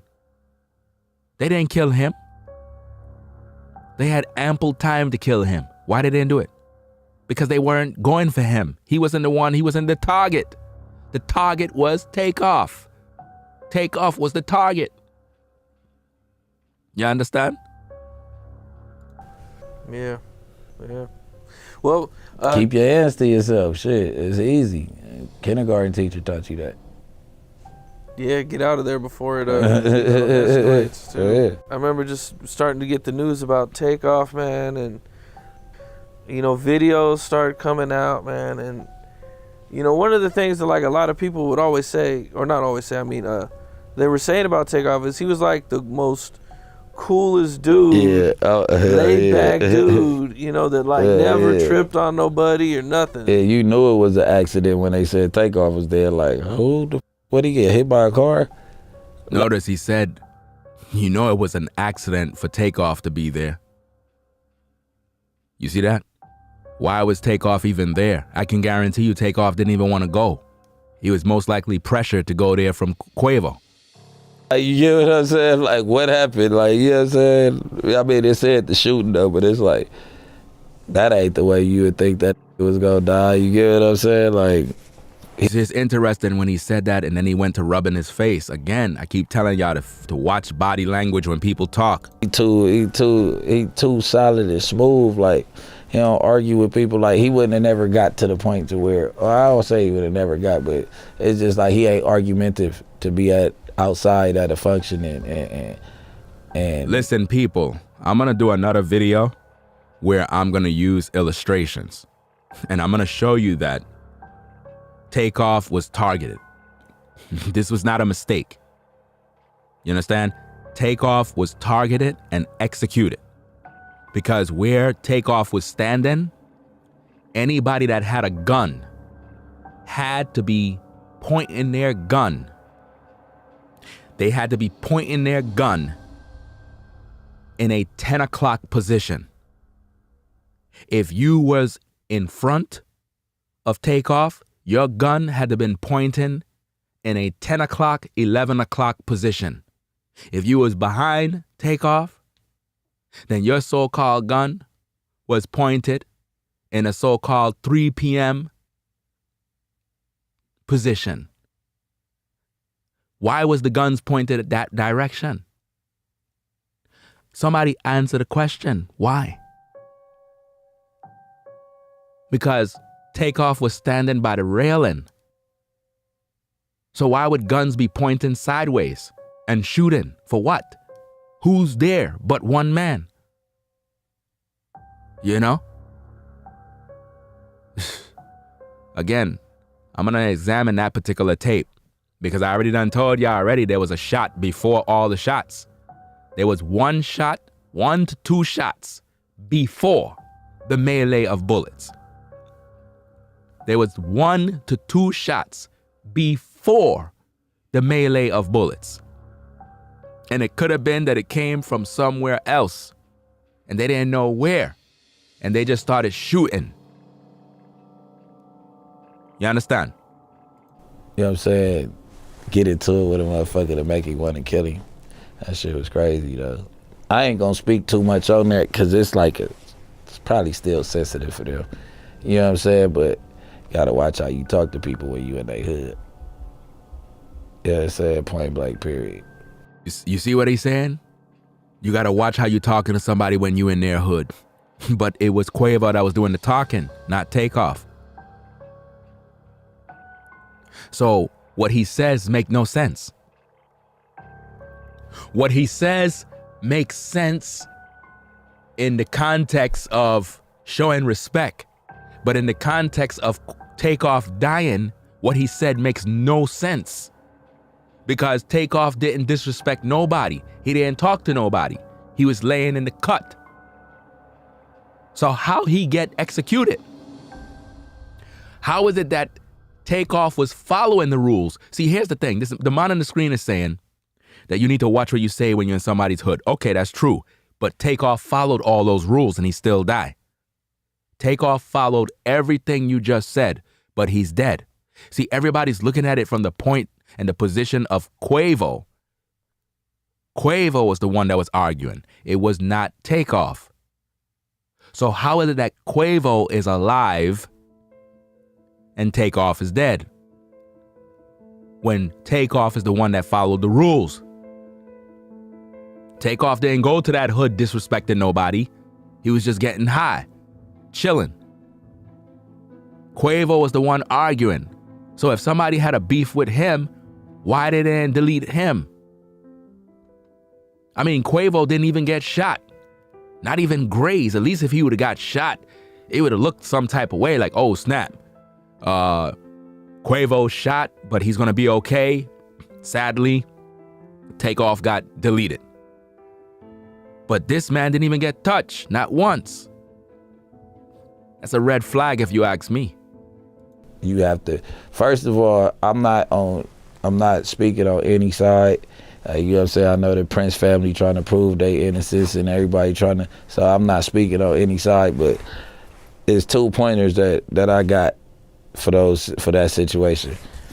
Watch how you talk to another man. Don't disrespect another man. You respect everybody like you want it. You know what I'm saying? Do on others what you want done to you. He's still doing the same thing. You talking about respecting another man, but that is not the reason for Takeoff to die. Because when you say it like that, what you're essentially saying is that when you disrespect another man, he's gonna kill your friend. Well, if that's the case, then you're basically saying that one of the youths at that party killed Takeoff because he was beefing with Quavo. Well, if that's the case, why don't just kill Quavo and done? Quavo was right there. He don't got no gun. Kill him. This wasn't about Quavo, man. This is an inside job, a setup. And again, I ask you, where was Migo Bands after everything went down? Why Migo Bands wasn't there, showing support to Quavo? Why wasn't he there? Again, where did Migo Bands disappear to? He had a gun. Where'd he go? What happened? Was he the one that allegedly shoot Takeoff? Why would he disappear?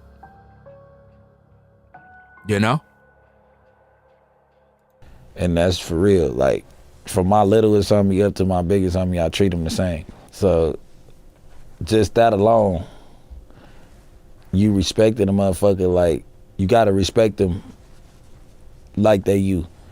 Listen, you're not making logical sense. Takeoff respected everybody. You're talking in third person.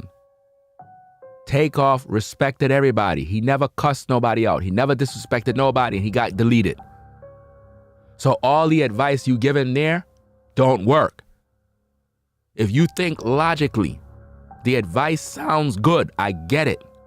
But the advice don't work because Takeoff was deleted. So even though Takeoff followed all the rules, even though Takeoff was not disrespecting nobody, Takeoff still got deleted. But he's speaking as if though Takeoff was disrespectful. He's speaking as if though Takeoff was arguing with somebody. Takeoff never do nothing to nobody. You see? They gotta stop talking like this when you're doing interviews, man. Focus on the real issues. Let's not talk about you can't disrespect people, and Takeoff did not disrespect nobody. So let's not even bring that up. Why would anybody kill a man for no reason? You understand? Why? He got shot 3 times. 3. How? How could that be possible? So what I'm saying is, and Quay, you my boy, you don't tell nobody let you get on before you hurt somebody in this motherfucker while you in they hood at they function. But why are you saying not far? You still focusing on Quavo. Quavo didn't get shot. If Quavo was so disrespectful, why the bullets didn't go his way? Why all the bullets went towards Takeoff and no bullets went towards Quavo? Come on, man. Come on.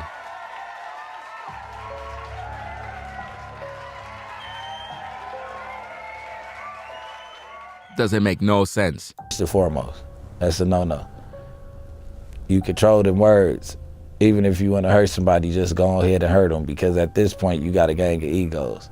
So if you're going to hurt something, just go ahead and hurt them. Don't say it, because now you got everybody on their tippy toes.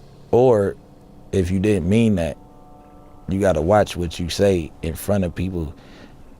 You get what I'm saying? Because everybody it's like a big egotistical thing. Like, hurt who? Now you got to show me that you can hurt me. What was the argument about? Why was Quavo and some man arguing for? For what? What were they arguing about? Why nobody's talking about that? It doesn't make any sense. You get what I'm saying? Then that's the first pointer. The second pointer that I got out of this, and that's just me studying it, me just looking at what's going on, not speaking on either side of the fence. You know what I'm saying? When a motherfucker is that you invited to your hood that got stabbed like a star, when they in your hood or around you, you don't let them argue with none of your friends. That's true. You're not supposed to let them argue with none of your friends. You're not supposed to. But that should have been briefed from the beginning. Junior should have already done instructed his people, look, these are my guests. Don't come in there with no nonsense, man. Don't mess up don't embarrass me. Don't embarrass my name with no nonsense. So for this to even go down, you have to question, was this an orchestrated hit? Because if they got respect for Junior, they're not going to go and cross that line and put the Prince family in some sort of drama. So this had to be orchestrated. It was purposely done. You don't let them argue with nobody around. You know what I'm saying? You got to be the bigger person because you got them out of their comfort zone. So you got to check your homeboys because this your homeboy. And if you plan to do business or whatever the fuck you got going on, they got to make it home. See, what people don't understand, and I'm going to break this thing down in another video, J. Prince Jr. is not who he claimed to be, you know. J. Prince Jr. is not who he claimed to be. I got to call it out for what it is. That's not who he is. He's performing. He has an act. You see? He's acting. He's trying to fit in with the streets. He's doing a very dangerous thing too, by acting a part. Because if his people really respected him, they would have never went through with whatever they did. Allegedly. Right? The father, on the other hand, is different. He moved different. But the son is trying to be like the father so bad, he wants to prove something. And because of that, it caused this mess. Because the people that are close to Junior are not really true. They're not loyal. The same people that probably roll around with Junior will line him up. The same people that he roll with will probably set him up. You understand? Prince Sr. is cut from a different cloth. Junior don't know what he's doing. Junior is trying to be something. I'm going to prove that in another video. I'm going to show you. I'm going to prove it that Junior is not who he claimed to be. Yes. All right. Let's get back to the tip. Just how they came, because they came with you. So that shit should have been nipped in the bud as soon as the argument started. And it looked like somebody was trying to nip it in the bud, then extra shit got said. You get what I'm saying? So it's just like, you got to check that shit at coach check. You invite a nigga out to your hood and all that. If he get, it don't matter if he get pissy drunk, tired of the motherfucker, you got to make sure he's straight. If he start getting out of control, send him home in a car. That's right. You know what I'm saying? Don't let it get to where now your boys want to shoot it out with your superstar homeboy. Like, you gonna make it bad for motherfuckers to want to come around you. Now it's like, you know what I'm saying? Now everybody gonna be concerned with coming through and doing the check-in now. They're gonna be like, you know what?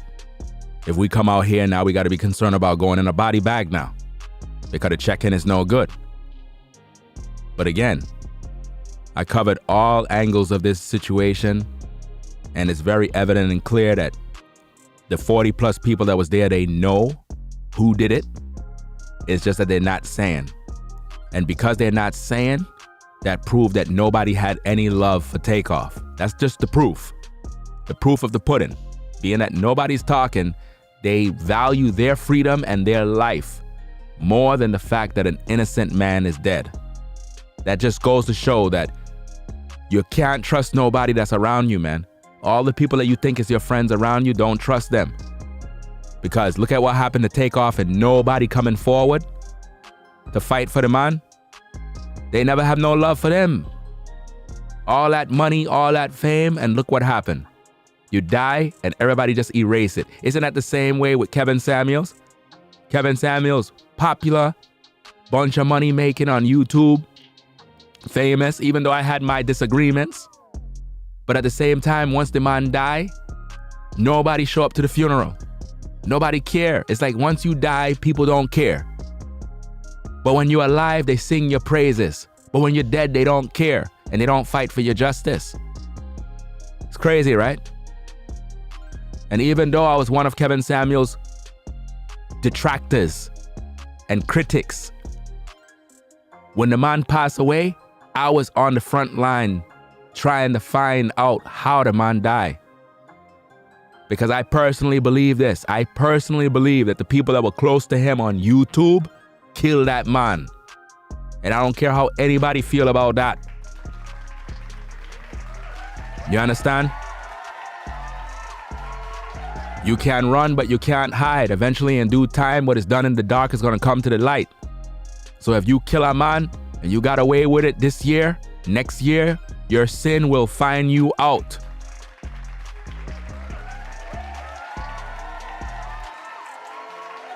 You understand? But that's just what it is. It ain't nothing like that. Nigga ain't. You know what I'm saying? I don't want to just dig too deep. Like, he right, he wrong. That's an open case. I don't know who did what. You know what I'm saying? So just let it be open. But nigga, them the pointers I got out of that situation. Like, man, he shouldn't have did this. And, man, there shouldn't even have been no argument. You know what I'm saying? Like, it just seems like a lot of the deaths in hip hop are just so. You just gotta know how to be a leader. You can't just put anybody in no seat as a leader and just expect them to lead this shit. You hear what he just said? You can't put anybody in a seat and expect them to lead this. So if you really think about it, he's subliminally saying that Junior was not leading the situation properly. Whoever was leading that night. Because you know the Prince brothers was there. In one of my videos, I was getting the names mixed up. I think the video that I have on my main profile where I'm in the studio, I kept using the name Jazz Prince, but Jazz Prince was not there. It wasn't Jazz Prince. Jazz Prince was in the car. Because in the beginning, I didn't know none of their names because I don't follow these people. But then once I start learning the names, I realized, okay, Jazz Prince is one of the brothers. Then you have Mike Prince. Then you have Junior. You know, you got all these brothers, all these Prince. So it's like whoever was in charge that night, the man on the screen is basically saying that not everybody could be in charge. So I'm looking at this thing from a logical perspective that the one he's talking about is J. Prince Jr. Because once everything transpired, he walked right past the body while it's on the floor. He showed no concern.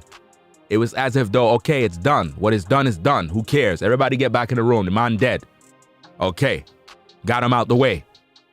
He didn't seem surprised. He didn't seem concerned. He didn't show none of the signs of somebody that's concerned about his guests. You understand? It was a setup. And I'm going to keep on saying that. And I don't care who's mad. You understand? You know what I'm saying? You got to really put somebody that got experience in the field. You see, you got to put somebody that got experience in the field, which mean that J. Prince Jr. is not competent. He's not supposed to be in no leadership position. Screaming mob ties, but yet a man die on your watch? No, that's not good.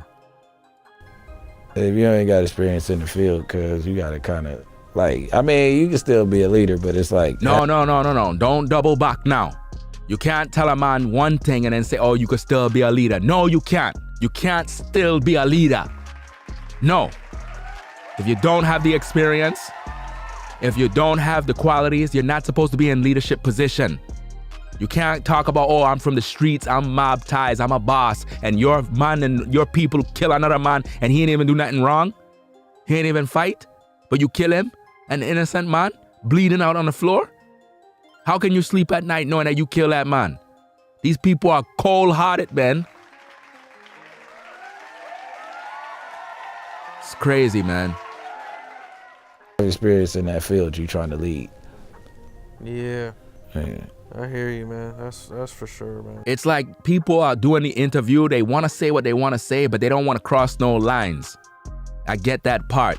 But at the same time, if you're on an interview and you're interviewing, man, just talk your talk, man. And just be strong and talk heavy and let people know exactly what's going on. Well, you know, rest in peace, Takeoff, man. Yeah, that's my brother. Rest in peace. Just another. I've been with they all they homeboy every day. They're my people, so man, yeah. I mean, you know what I'm saying? Sometimes God do shit to show niggas what you ain't supposed to do. Like, no, God has no parts in this. God have nothing to do with this, brethren. God have nothing to do with that. No. God have nothing to do with Takeoff dying. That is the doing of wicked evildoers, man. That's all it is. You know, the sacrifice is heavy, but notice he said the sacrifice is heavy. People, you pay attention, man. He said the sacrifice is heavy. Like, you know what I'm saying? Now y'all lost a great person. Everybody, all of us lost a great person over. All of us lost a great person. It's bullshit. So a motherfucker probably watch the bullshit they do from now on. I hate that my boy had to be the example for it, but you know. You see that? I hate that my boy had to be the example for it. The example. They did what they did to Takeoff as an example. Y'all gotta peep the game. People in the industry, they know what's happening, you know. They just can't say it fully, but they know what's happening, man. I'm saying now it's like, damn, do we really gotta go here? Because somebody could get killed. No, it's not that if we really go here, somebody gonna get killed. This was deeper than we think it is, man. Trust and believe. This have a lot to do with something more than Quavo's words. I can guarantee you, man, Quavo's words was not the core thing that started all of this. This was already done brewing. This was already in the heart. You understand? It was already in the heart. Out of the abundance of the heart, the mouth speak. When you have ill will towards a man, when you have jealousy towards a man, it's in your heart. You understand? And then it come up into your actions. That's what happened. I always know that. Like, I know that a motherfucker could get smacked. So I be like, I ain't gonna hold you, nigga. Let's just get to smacking. I be on the let's just get to smacking because it's getting there. You know what I'm saying? Like, and see, this is a problem with black men because they always want to fight. I understand if a man acting crazy, you punch him in the face. I understand that. But at the same time, we don't even have to go there. Why don't we just focus on being men, focus on getting this money, do what we got to do, and be productive and respect one another. When you get to a certain age as a man, you're supposed to respect one another, you know? Life is too short. Once you get shot in your head, there's no turning back. It's over. You understand? Have you ever taken the time to look in the mirror and ask yourself, if I was gone today, what would my family do without me?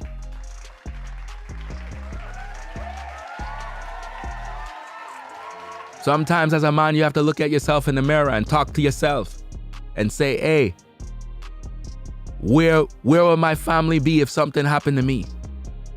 What would happen if I'm not here? Who's gonna protect my daughter? Who's gonna do this? Who's gonna do that? You understand? This is real, man. This is why you have to watch how you move as a man, man. Don't keep too much friend. Too much friend with different people is how you get set up. That's how they set you up.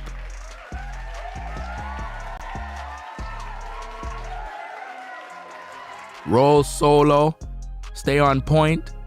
Don't have too much company. Don't invite people by your host.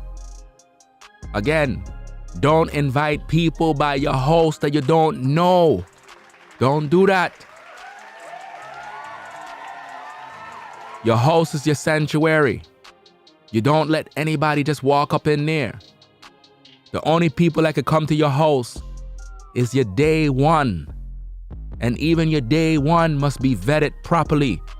Your house is your sanctuary. It's your garden. You don't let anybody come up in there and they can scope out the place and make their plan.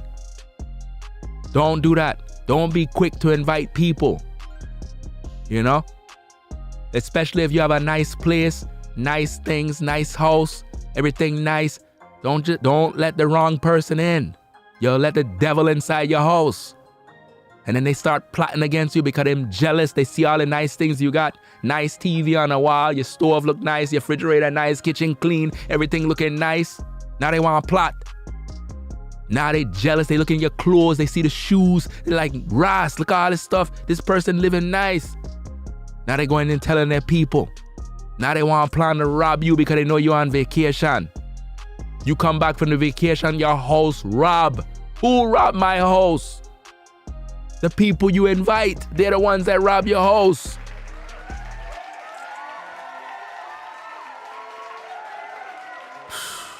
I don't know, man. People gotta learn. All that other shit. So it's like, man, please don't come around me with the argumentative and all that chest poking, because I be just on some cool human being type shit. You know what I'm saying? Like, because I'm not finna tell you, I'm gonna fight you. I ain't gonna tell you it's coming or nothing, man. You know what's coming. You barking up this tree. There is no reason for you to fight with another man. Listen, to all the man them that's viewing right now, listen carefully, man. There is no reason to fight another man under no circumstances unless it's life or death pertaining to your family. Do you understand? I am not gonna waste my time fighting a man over some damn words that him say. I'm just gonna walk away, and I'm not gonna have nothing to do with you. I am not gonna put myself in a compromising position where something can happen to me. Even if I feel I'm bad, even though I feel I'm mad and I can mash somebody up, I'm not gonna put myself in a situation that can cost me my life. Always remember, you might think you is bad. There's another man that's badder than you. Not only that, sometimes you can have a man and you beefing with him, and because he's scared, because he's full of fear, he end up killing you faster. Why? Because he fear you. So he kill you first.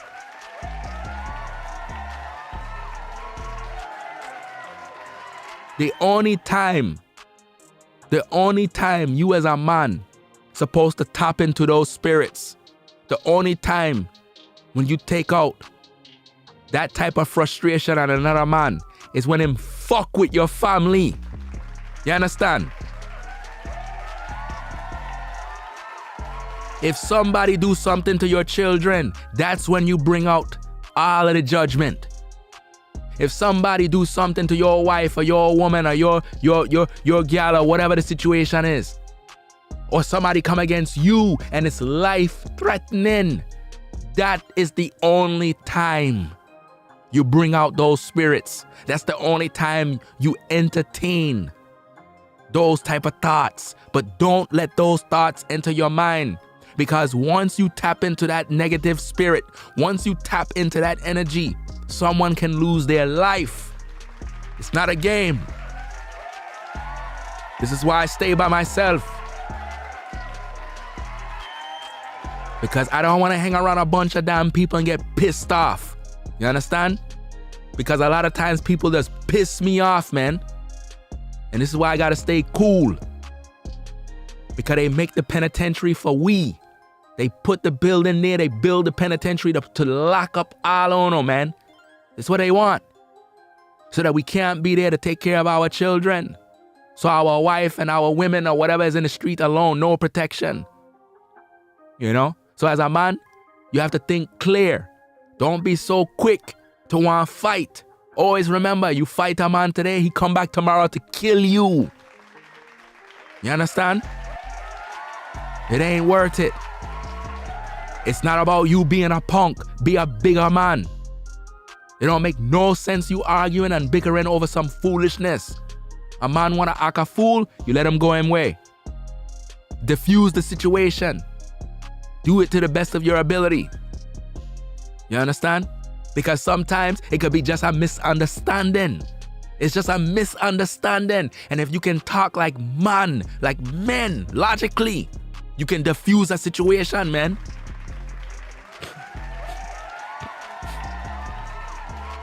Let me tell you a story that happened, man. There was this one time I have this job, right? So I'm working in a building as a janitor. I'm working in a building at a job, doing my thing. First day on the job, man. First day. My first day on the job. I'm in the building doing what I'm doing, listening to my music, jamming and mopping the floor and cleaning up and thing.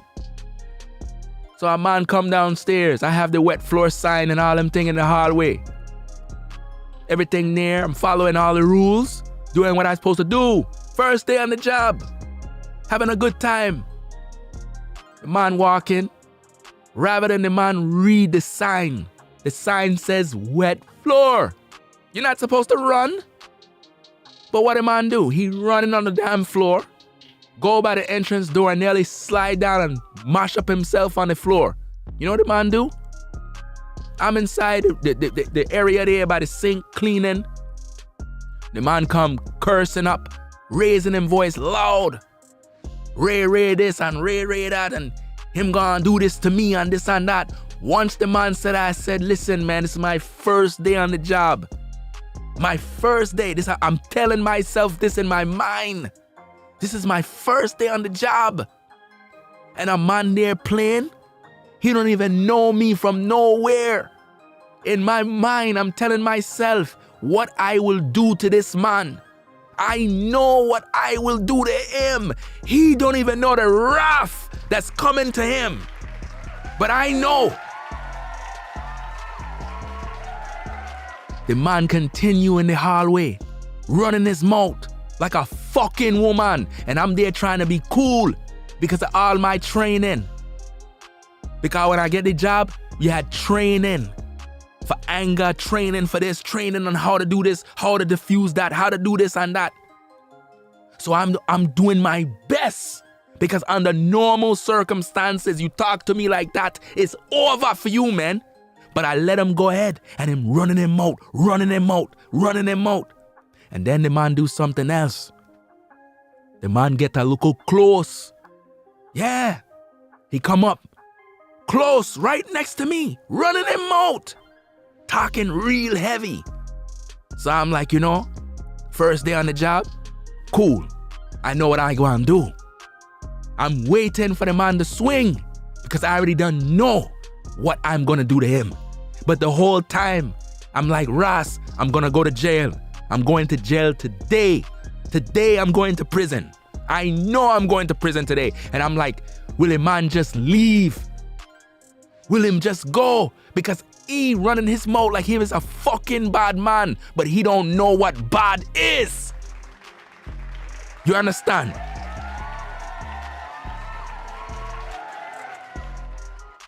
So at the same time him running his mouth, you know what I do? I said to this youth, I'm talking to him and I said, look, I don't know if you having a bad day, but this is my first day on this job and I don't want no problem. But the way you running your mouth is very disrespectful, man. You see the wet floor sign? You see the sign there? It's for you to read. The man still going off about fuck the sign and fuck this and all this thing. And while him doing that, I just want to box him in him fucking face. But I stay cool. Because I say, you know what? I'm going to diffuse the situation just like my training teach. And I continue. And I say, look, it ain't worth all of this, because I'm going to lose my job if I do something to you. Do you understand me? And he there talking tough and ting. And I already done know this man is soft. But he just angry. Something happened to him. But he angry about something. So I said, look, brethren, I don't know who did something to you, but it wasn't me. I'm just trying to do my job, trying to make our money, man. You in here arguing with me. What we gonna do? We gonna fight? I didn't try to make you slip. You running downstairs, the floor wet. Look where you're going, read the sign.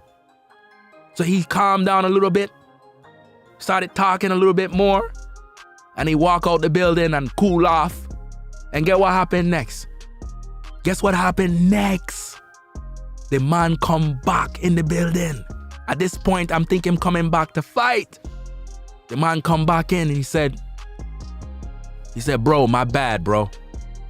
My bad. He came right up to me to shake my hand. At that moment, I didn't want to shake no damn hand. You just finished was disrespectful. You trying to bring me back to the old me. You're trying to bring me back into that spirit. I'm trying to be cool. My first day on the job. You know? He come back, he said, my bad, bro. Yeah, you right, bro. You know what I'm saying? My bad, I shouldn't have front on you. I shouldn't have flipped on you, man. It's not your fault, you know what I mean? My bad, yo. Real spit. My bad. You know, it's just some things I'm going through, man. You know what the man tell me? You know why this man mad? You know why him vex up? Because him fucking gal and him fighting because she cheating on him. Come to find out, I know who the gal is. The gal always have different man inside she house. You understand? He mad because him gal screwing some man. So him taking it, hit the frustration on me. He told me his story. And I tell him, listen, don't ever let a woman get you to the point where you want to fight another man over some foolishness, man. So you mean to tell me you vex with me because your gal doing this and that to you? He said, my bad, bro. My bad, yo. Yo, for real, man. Like, my apologies, man. No. I don't got no beef with you, man. It's my old lady. Over a woman, man.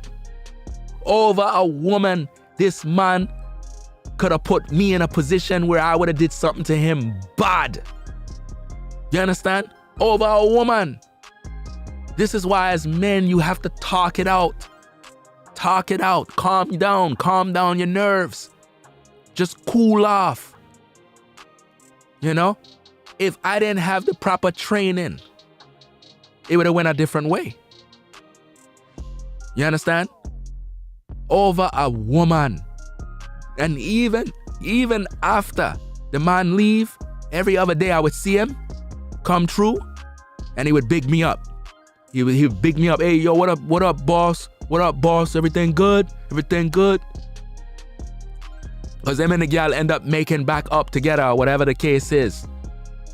But eventually they had another fight and she started throwing him clothes and everything out the window, and it's just a bunch of damn wickedness, man.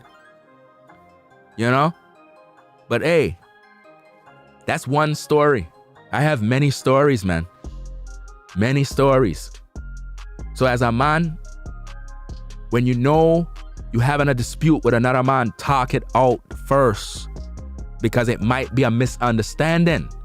It could be a situation where it's just a disagreement. You just have to hash it out. Just talk. Pull him on to the side and say, brethren, let me talk to you for a minute. So and so happened there. I don't know if you feel some type of way, but I want to talk to you about that. You know, I didn't do that to spite you.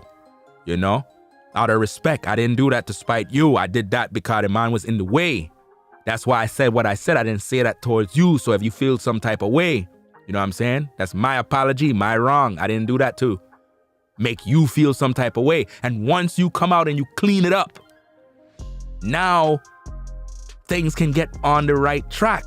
But if you in your pride and your arrogance and I ain't gonna do this and I ain't gonna do that, and you wanna be wrong and strong, now that man vex up. He think you did something to disrespect him.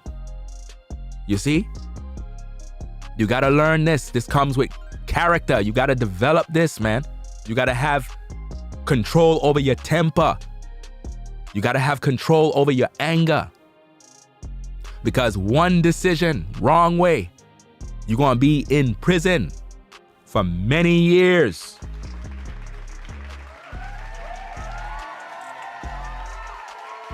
Don't get caught up in the system, man. So, that being said, I'm gonna wrap this thing up real quick. Yes, sir. Yeah. Yeah, especially with the, seems like the way things are going, man. It's like, you know, less and less fighting, or, you know, if the fight go down, it seems like people are just they ready to go.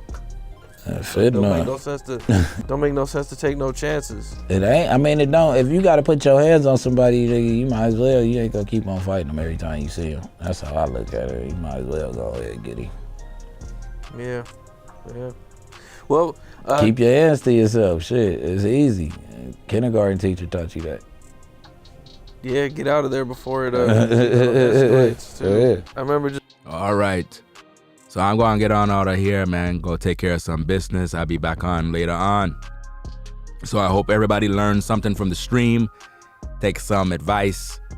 If you're on the job and you're beefing with a man, settle that quick, right? Because you don't want to get into a situation and then now you have to be looking around your back, and you don't want to be involved in that, man. You know? So, top of the morning, be safe, drive safe, wear your seatbelt. Have a blessed day. Ringo TV Reactions. Make sure you subscribe to the channel. Click the notification bell for all so that you can be notified when I go live. Do you understand? Very important. Shout out to the mods. Shout out to everybody in the chat for rocking with the platform. We'll be back later on with more shows, more content. Again, if you're not subscribed to the channel, subscribe today. Click the notification bell. If you like my content and you support the work, do what you need to do to support by supporting the Cash App. Join me on Patreon for exclusive content not seen on YouTube. And that being said, I'm going to get up on out of here. Stay safe. Be blessed. I'm out. Peace.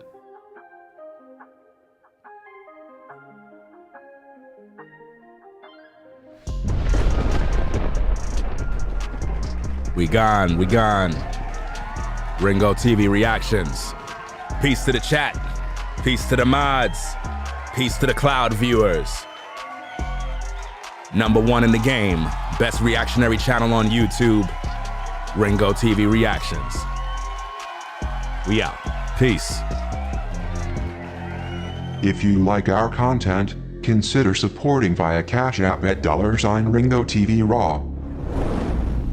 Become a patron on patreon.com for exclusive video content not shown on YouTube. You could also support through PayPal at paypal.me/RingoTVRaw. Subscribe to our YouTube channel and click the bell to be notified of new content. Follow me on Instagram at RingoTVRaw. This is Ringo TV Reactions, the only channel on YouTube bringing you the truth 100% raw and uncut. I'm out. Peace.